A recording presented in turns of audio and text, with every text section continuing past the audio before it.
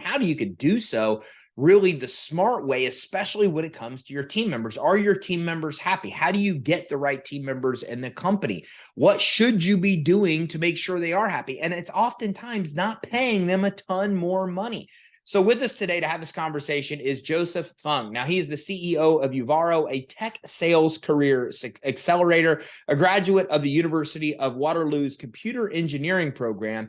He is a five-time technology founder and CEO with multiple successful exits and speaks frequently on the topics of sales leadership, diversity, and corporate and social responsibility. Now, Joseph is the host of the Seller's Journey podcast, has launched multiple grassroots community programs, and is an active early stage investor as well, who ensures that the majority of his investments are into women-led companies. Now, Joseph also sits on the boards of Communitech and led Uvaro's commitment to pledge 1%, where the company has donated a portion of its equity to charities focusing on diversity and inclusion. Joseph, thanks for joining us today.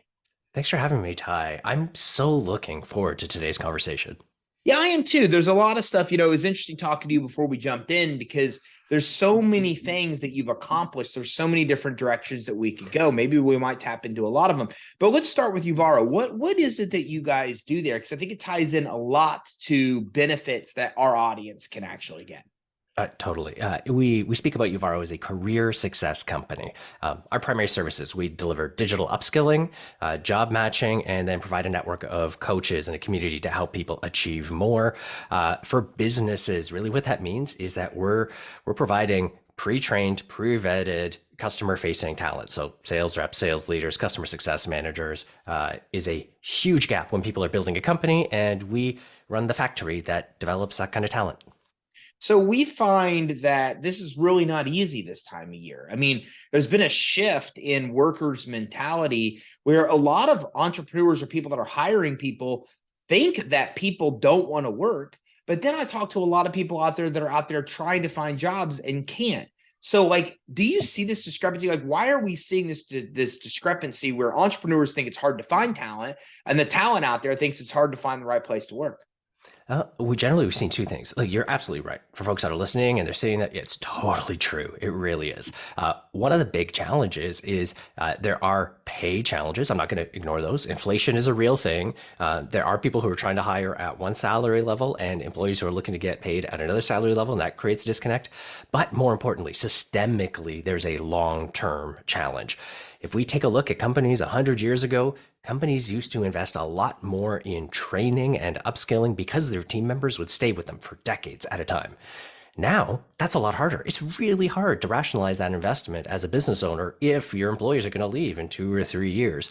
And there's a big enablement gap. So yes, a lot of folks want to take new jobs and they're worried about their skills. They're worried about their knowledge. They're worried about their support network. And oftentimes employers aren't fully equipped to help close that gap. And honestly, I think that's why we've had so much growth over the last few years.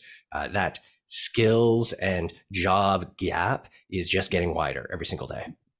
So why do you think the turnover happens? I'm really blessed because the culture in our company kind of got created within the employees, and people were all behind the same mission. We're all really passionate. So our turnover is ridiculously low, but I'm still surprised when I hear from other people of how they really struggle to keep people for more than a year or 2 years, even months. So why do you think that happens? I mean, why are most businesses seeing this turnover where their employees don't want to stay with them longer periods of time?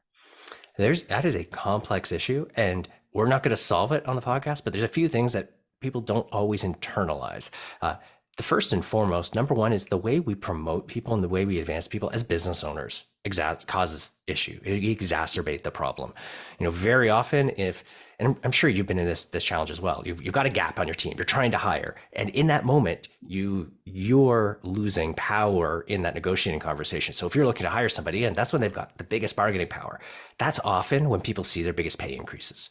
And you'll hear this. People say, hey, if I want to earn more, I need to quit and get a job somewhere else.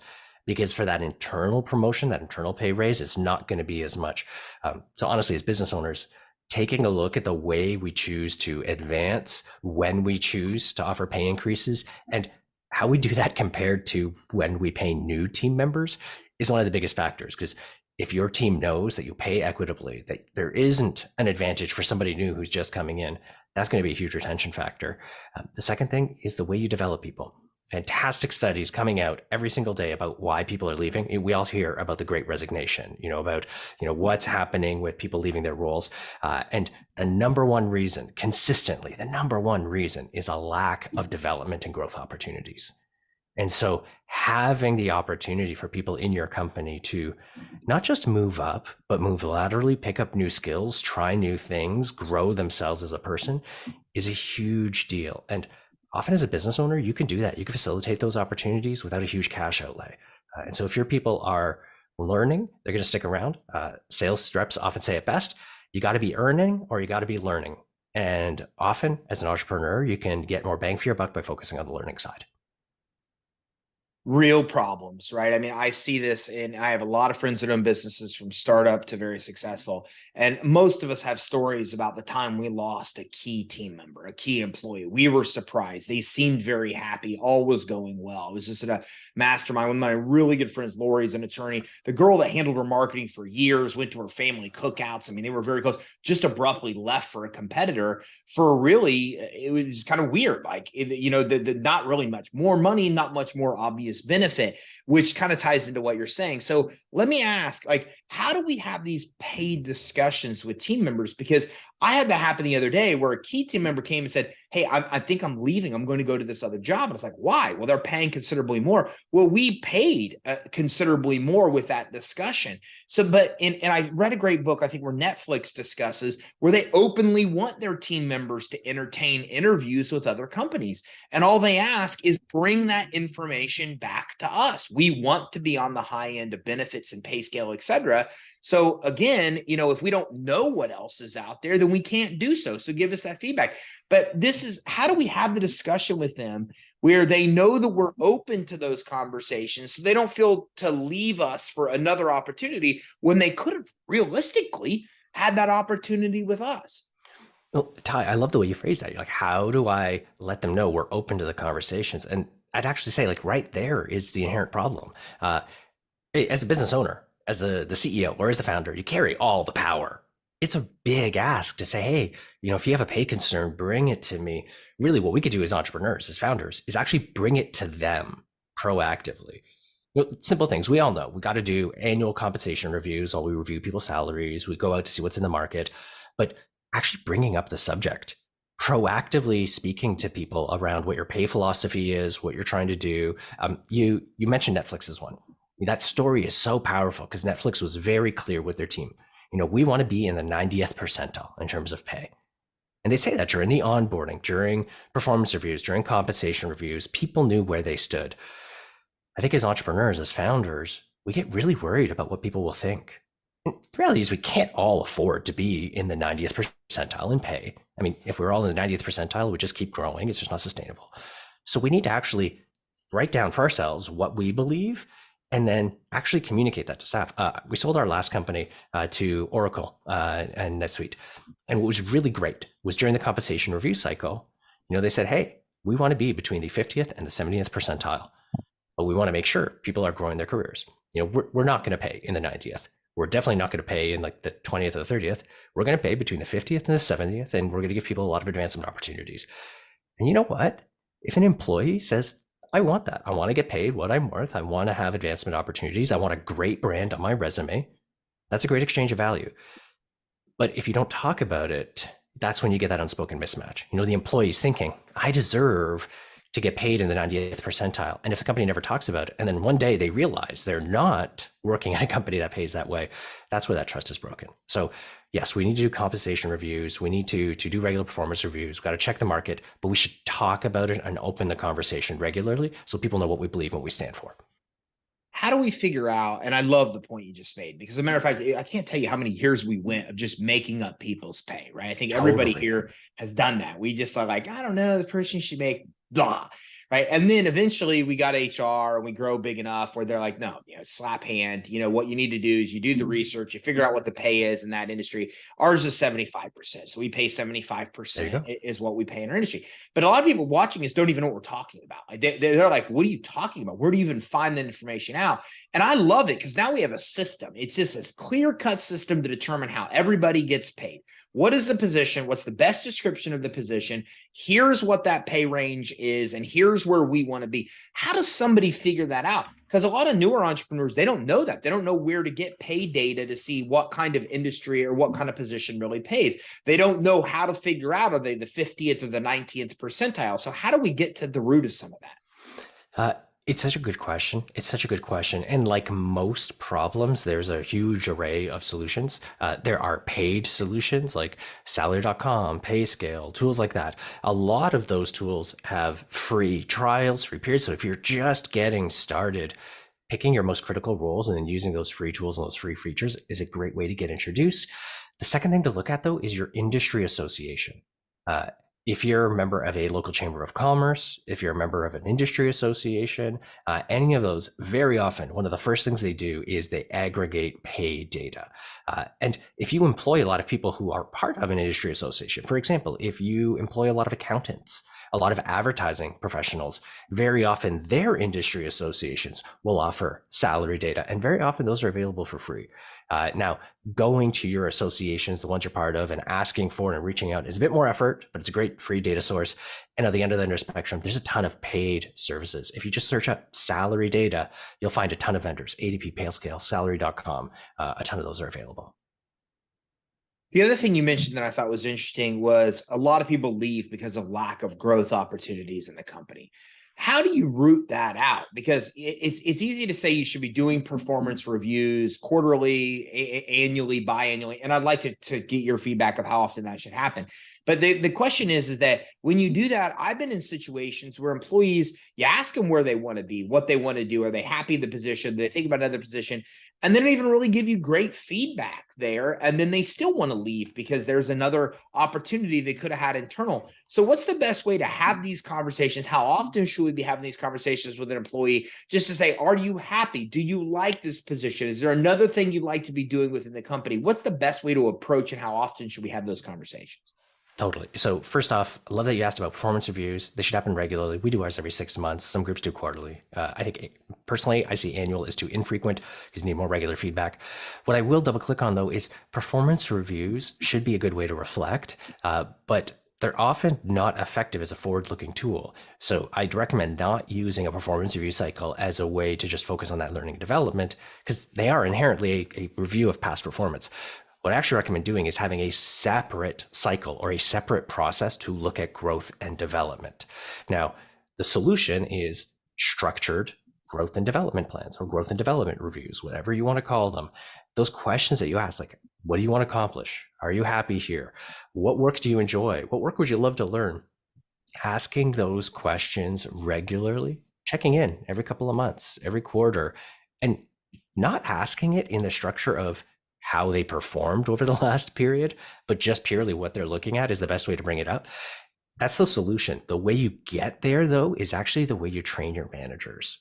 I'm going to challenge this. Like a lot of people listening in, if they have a sales team, they probably have some type of regular sales coaching or training they're doing, weekly call reviews or breakdowns, that idea of let's get better at our craft, let's improve. They'll do that with the sales team regularly. If someone's employing developers, they've got code review, they've got ways to help developers get better. Most companies don't do anything like that for their managers. Like, why do you not do it for managers? Literally just adding in a monthly meeting just for the managers to say, let's review these best practices. Like, here's how you talk about development plans and goals. Let's talk about how you discuss compensation with your team. If your company has great managers, all those other problems, retention, pay, engagement, growth, they suddenly become second order problems. They're just much easier to solve. So yeah, the best way to start on all of this is to focus on how you grow and develop your managers.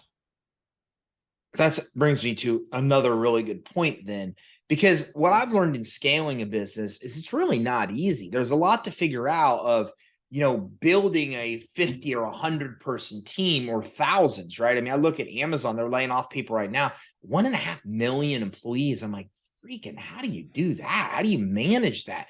So how do you figure this out? Give us some insight of how do we structure and build a team from the beginning? Is there a rule of thumb of how many people should be under one manager? What are some suggestions to also develop better managers and give them the leadership tools they need to lead those teams? I love it. There's tons of rules of thumb on like the size, the reporting scope, compensation. They do vary widely industry to industry. So when I think about our industry, we often anchor on a 6-to-1 ratio. Mostly knowledge workers, heavy focus on tech. That's where we try to average out. But that means we have some teams that are 3-to-1, some that are 9-to-1. It all averages out. It's going to be different for each industry. To that idea of where do you start, though? I love that you brought on Amazon because I think they've done this so well. They were really clear of outlining their leadership skills. They call them their leadership principles, but the idea is like, what are the skills that we want managers to be really, really strong at? If anyone's looking for an example, you can just Google up Amazon leadership principles and you'll find it. They've got it right on their website. I think it is actually something like amazon.com/principles. But each of these are measurable skills that they want managers to have. I also love the Amazon list because as you read through it, there's a bunch of them that are really smart, really clear. And there's a bunch that I read and I think that's not how I want my managers to act. And having skills that are clear and almost polarizing, tells you this is what our company cares about. This is what we stand for. Makes it easier to attract like-minded people, makes it easier to actually evaluate those. And once you've got those documented, actually measuring your managers on it. So the way you do your performance reviews, the way you check in, the way you hire, tying it all to those skills. So I'll pick a specific example. One of our leadership skills is communicate with empathy. And then we broke it down. Like, what does that mean? What does it mean to be a novice at that skill? What does it mean to be, a good operator at that skill? What does it mean to be an expert at that skill? And then we coach our managers to those skills. And if you have a structured process, it's that idea. What gets measured gets done. Measure the skills, structure it, and the quality of your management will just scale so quickly. You touched upon culture there in that point, and it's interesting to me because we have a really strong culture. It's why our retention's so high. And I don't know, I kind of think I had very little to do with that. It was almost like the employees, as the company grew, developed the culture. And so I think about that with core values, and I still am kind of perplexed with that. Is, do you start a company with core values in mind and kind of map them out? Or do you kind of let the company develop its own core values as you're kind of steering the course?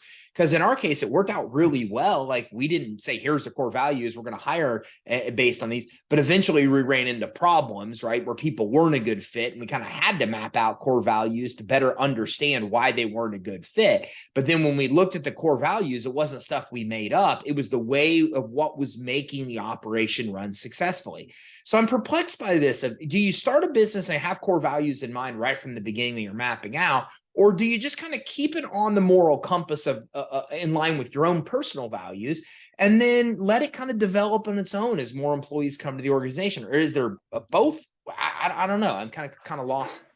Yeah, I love the question. And it's really hard. As entrepreneurs, we tend to do this kind of bias to success. The people who have achieved success, what did they do? Let's emulate it. And clearly you've had a ton of success in the way you've got kind of driven the culture, the growth, the retention you have. Those are good indicators. When I take a look across what's worked at my own companies, but when I think about the entrepreneurs that I've watched really succeed, this is something I dig into really deep and I've got strong opinions on it. I'm a firm believer that the companies that can really scale their culture have it well defined. I don't mean you have to do it day one. The path you described is really good, but getting it clearly defined before you scale really large is how you're going to drive it. Because even if you don't write them down, day one, you've got personal values as an entrepreneur, as a founder, and you're going to naturally attract people who fit those. If you can actually get those down on paper, it's going to be easier to actually evaluate the people who are coming to your company and actually delegate that hiring process. It'll make it easier to not be that bottleneck. So for entrepreneurs, I always say, hey, if you want to scale yourself, get those values written down, because then you can actually delegate hiring, effective hiring, a lot easier. But if you get through that window, you manage to kind of get all of that core team, you've got that core group as adhering to the values, get them written down. The reason why I emphasize that is as you scale your company, The big thing, your method to win is actually scaling your culture. And if you don't get it written down, you don't get it documented, that means the CEO, the founder, carries 100% of the accountability. Now, if you imagine any other part of your business, like if you're building widgets, part of your core function is like building the widget. If you're a services company, part of it is doing the service. If you need to scale either of those, can you imagine if you said that the founder has to be responsible for each of those things? Like, no, we all know we build a system, we build a process to scale those elements. So often, though, I see founders and entrepreneurs not actually think, what is the system that I use to scale my culture? And writing your values down is the first step of it. Linking your skills, your competencies, your stories, your processes to that is part of it. It's going to be different for every company. But for us, for example, once we wrote down all our values, we translated those into the interview questions that we ask. When we developed our list of 10 leadership skills, we actually started from our values to say, what are the skills we care about as a manager?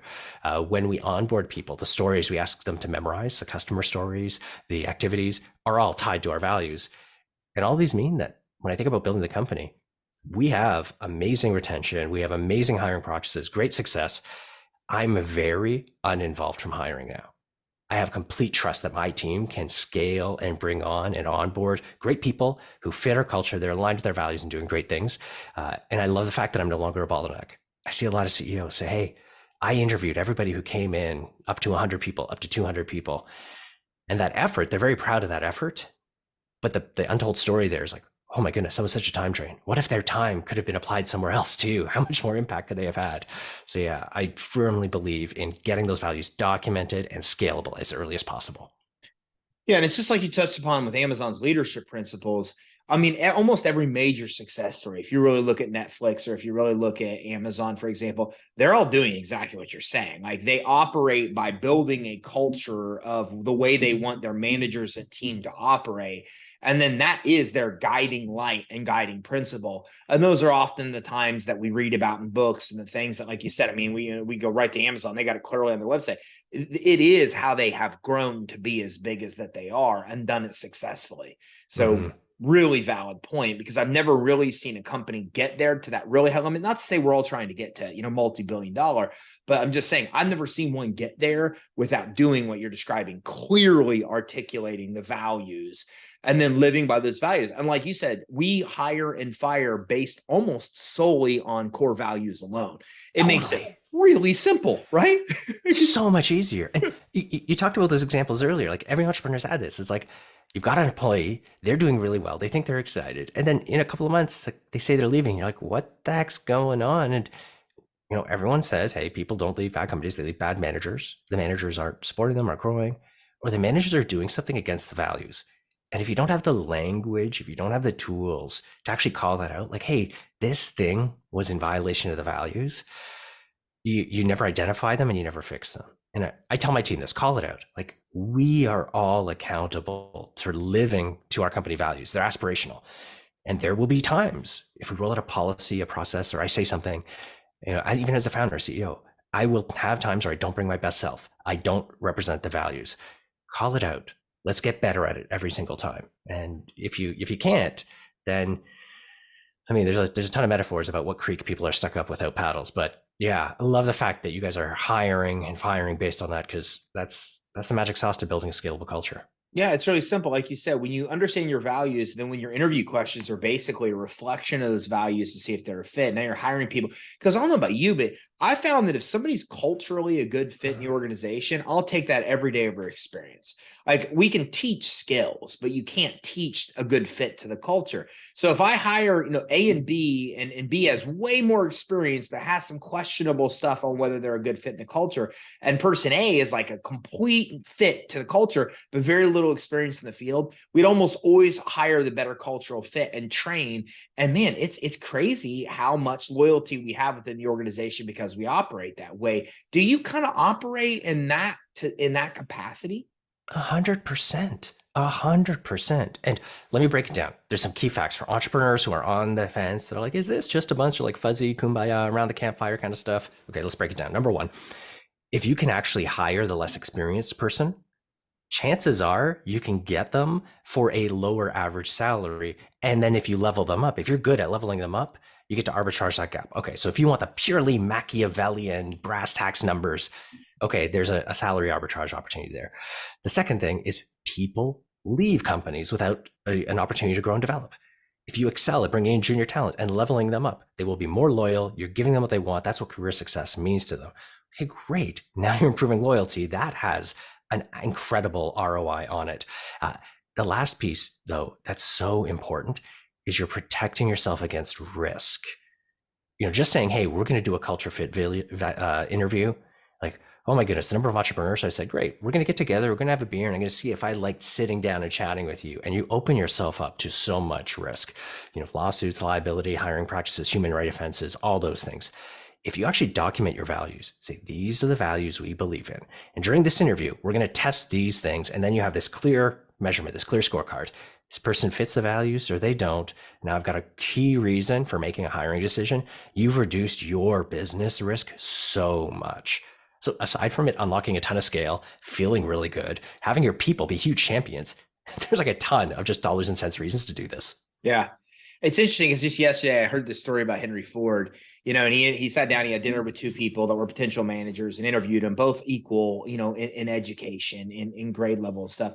And then at the end of the dinner, he said, he hired one and told one he wasn't a good fit. And the one that wasn't a good fit asked why. And he said, well, two reasons. He said, first of all, I noticed that when the food arrived, he tasted it first and then put salt on, and you put salt on and before you taste it. He said, and I like people that try new things and try things before they actually, try to make a correction. And then he said the second thing was the kindness to the wait staff that was taking care of them. One was kind, one wasn't. But I just think that's an interesting story related to what you're saying, because like the values were clearly there, right? Mm-hmm. And just in a simple dinner and a sit down, he could see who was a good fit with the values and who wasn't. And when all things were equal, the person that was a better fit for the values clearly got the job, and the person, truth or not to the story, I don't know, but I thought it was a really good reflection of what you just said. Oh, it totally is. And it's so funny because those anecdotes, they carry so much weight. Like I mentioned, one of our values is communicate with empathy. And in all honesty, I'll take someone who's not as strong on the technical skills for the job over someone who's really strong at the technical skills, but doesn't hit those core competencies. Because I know if they don't actually deliver on, communicate with empathy, they're not going to meet our company value of honesty and empathy. Like that's one of our core values. And if a manager that I hire can't do that really well, it's going to cost me so much in time, energy, lost employees.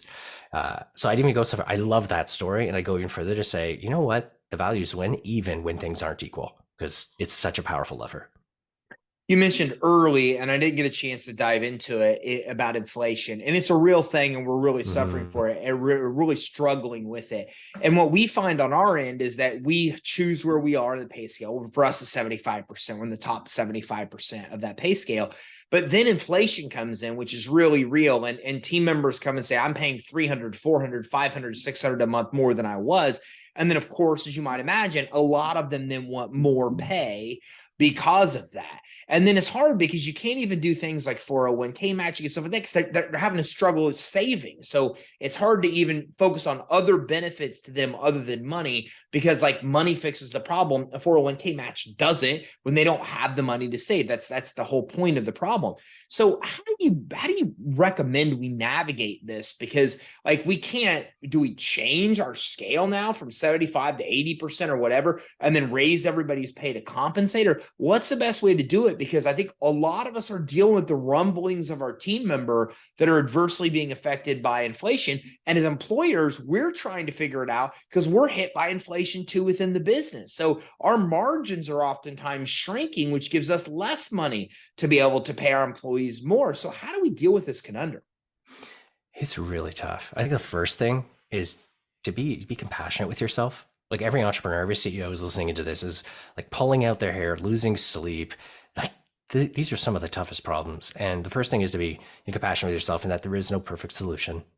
No matter how much time and effort you put into, there's going to be some people in your investors, your employees, your stakeholders who are going to be disappointed by the solution. And unfortunately, that's the reality. And so just being kind to yourself as you navigate it, and don't hold yourself to an an attainable standard is going to be important. Um, but as you're digging into it, for anybody listening in, I think there's a couple of guiding principles that might help. First and foremost, the worst thing you could do is nothing. This is a tough environment. It's tough for you as a business owner. It's tough for the employees. If you have employees who are on the lower end of the income curve, it is excruciatingly tough for them because they are being compressed in ways that no one else is. So doing nothing is probably the worst thing you could do. As you're going into it, the other things to keep in mind is that inflation, we read those numbers, 8.1%, 9.2%, whatever it is, those averages don't actually tell the story of what's happening across different demographics.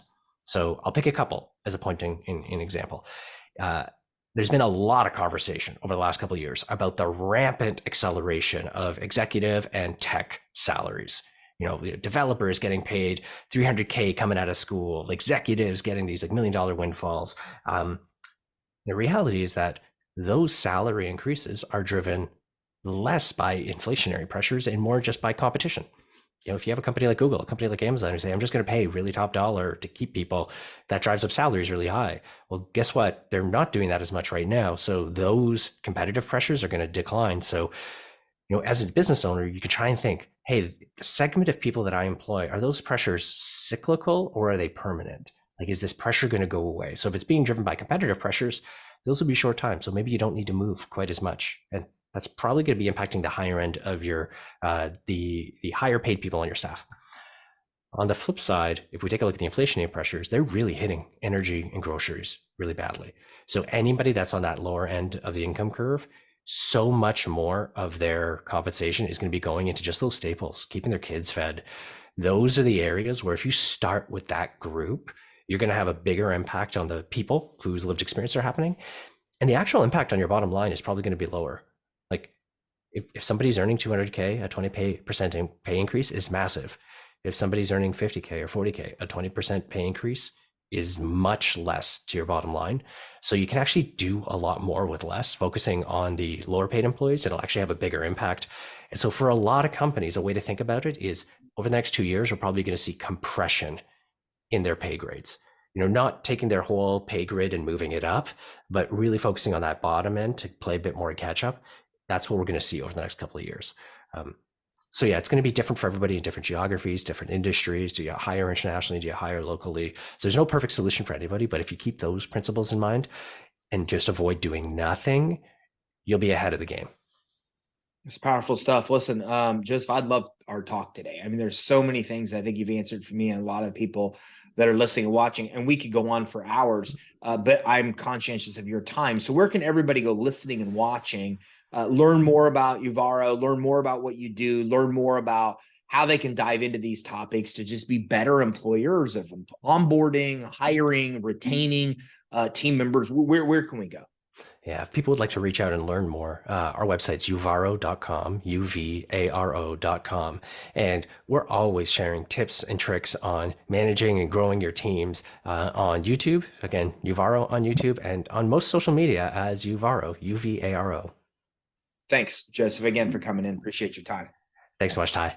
So listen, if you're listening and watching this, this is really important. I mean, we didn't get into the statistics, but the statistics are staggering of how much money your company loses every time you turn over an employee. It's astonishing, right? I think and this is a bad example, but if we look at a special forces operator in the military, it's millions of dollars is invested.